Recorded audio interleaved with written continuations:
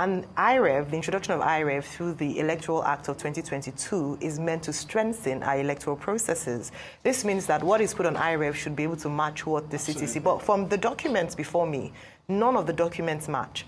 So I think we've seen that on the screen, whereby what's on the left is, even though from the same state, local government area, registration area, polling unit, vastly different. The numbers are different. You've already highlighted some of the key things that you've mentioned, but tell us, following this, just a simple analysis of what you obtained on IREV and CTC, there's stark differences, but you then went on further to do a forensic audit on the signature. What were your findings? What did you find out? Okay, so if you also look at, using that example, if you look at the signature, you realize that the person, the returning officer, the presiding officer, sorry, that's a different signature because they hurriedly rigged the elections.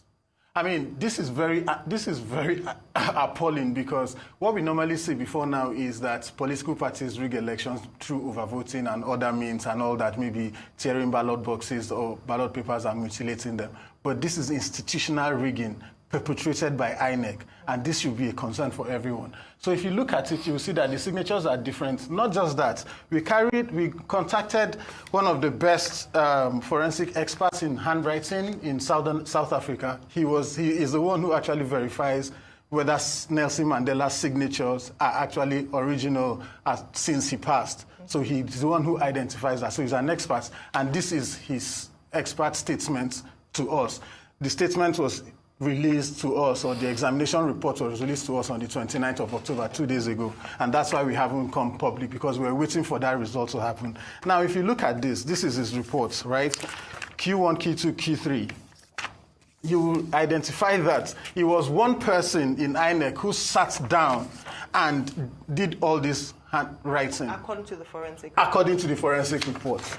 So if you look at it, Q1, Q2, the same thing that he used to write this. So if you see 20, his 20 is the same, his 3 is the same, with everything across board. So I'll give you the forensic examination report and you look at it. So it is appalling.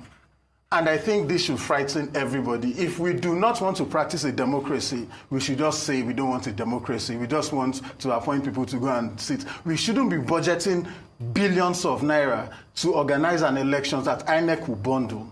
We shouldn't raise the hopes of people to say that you should come out and vote, participate in an elections, do your civic responsibilities and perform your duties, and INEC will bundle that. That is frustrating, and that would actually lead Nigeria to mayhem if we are not careful in the nearest future. So for us as an organization, we are not stopping here. What we are actually going to do now is to file this to ICPC. ICPC has to charge and prosecute these people for the criminality that they are perpetrating, from both the INEC rec down to the presiding officer and everybody that is involved, including the head of legal in Benin City, in Benin, who is actually the one who issued the CTC copies to us and to every other person that has actually applied.